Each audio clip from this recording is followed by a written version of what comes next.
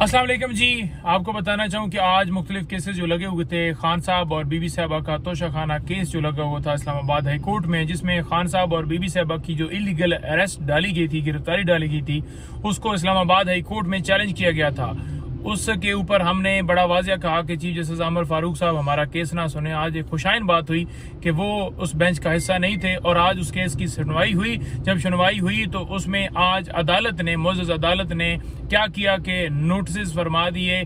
कब के लिए? 8 तारीख के लिए नोटिस हो गए हैं। तो अब इसके ऊपर दूसरी तरफ से भी दलाइल दिए जाएंगे और हम अपना मौकफ रखेंगे कि किस तरह गैर कानूनी गिरफ्तारी जो है खान साहब और बीबी साहबा की गई। नंबर 1। नंबर 2 ये है कि रऊफ हसन साहब और दीगर हमारे स्टाफ के लोग जो हैं वो जो सारे गिरफ्तार किए गए थे, जिनके ऊपर एक झूठा मुकदमा बनाया गया था, वो तमाम के तमाम जो लोग हैं उनके हवाले से जो हमने पोस्ट अरेस्ट बेल्स फाइल की थी वो अल्हम्दुलिल्लाह कंफर्म हो गई हैं। उनकी जमानत जो है वो हो गई है और मुचलके जो हैं वो उन्होंने कहा है कि आप जमा करवाएं और रिहाई के अहकाम जो हैं अदालत ने फरमा दिए हैं। लेकिन बाकी तमाम की हद तक तो कोई इस वक्त हमें सामने केस से नहीं है कि उनके अंदर कोई रिहाई के अंदर कोई हर्डल हो।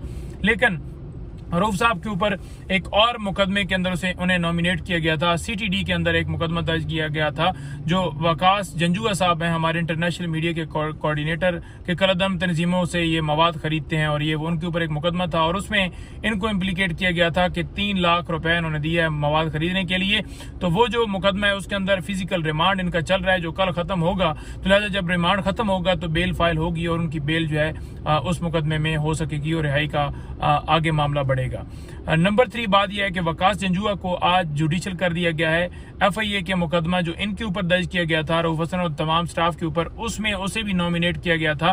तो उसकी जो है वो फिजिकल रिमांड की सजा की गई थी, लेकिन अदालत ने उसे जुडिशियल कर दिया है। अब बेल की तरफ मामला बढ़ेगा। झूठे मुकदमात बना रहे हैं, लोगों को उठा रहे हैं। कोई स्टाफ है, कोई कोऑर्डिनेटर है, कोई चाय वाला है, कोई फोटो बनाने वाला है। तो इस तरह के मुकदमात हैं जी।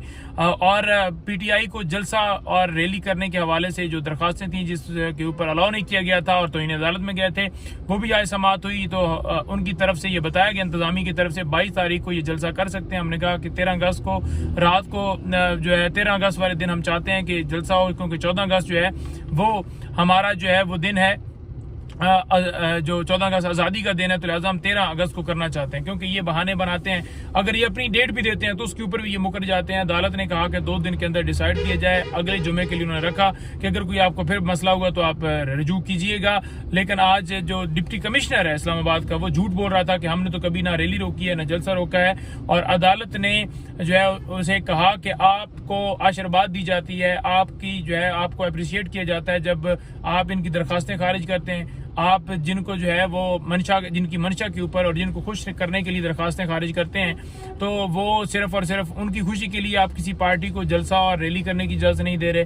तो वो एक किस्म का वहां पर जो है डिप्टी कमिश्नर भी वो भी एक्सपोज हुआ है। रियासत तो सारी एक्सपोज हो चुकी है जो जुल्म जबर कर रही है, जो सारे मामलात कर रही है। और